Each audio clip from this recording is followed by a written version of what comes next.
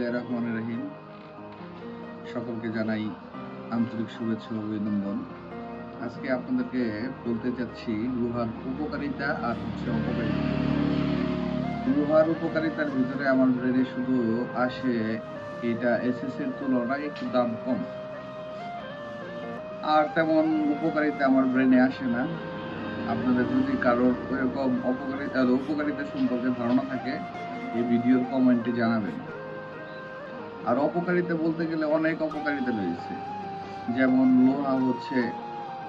লোহা দিয়ে জিনিস তৈরি করলে সেটা এক্সোপ্লেট বা বিভিন্ন কিছুতে ঝালাইগুলা ছোটানো যায়, খুব সহজে লোহা ভেঙে ফেলা যায়।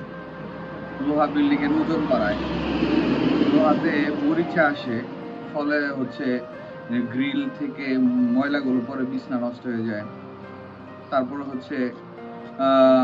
নির্দিষ্ট সময় পরে যদি আপনারা রং না করান, মানে খরচ না করেন, তাহলে এটা সৌন্দর্য আর বর্ধিত হয় না। এরকম আরো অনেক অপকারিতা রয়েছে।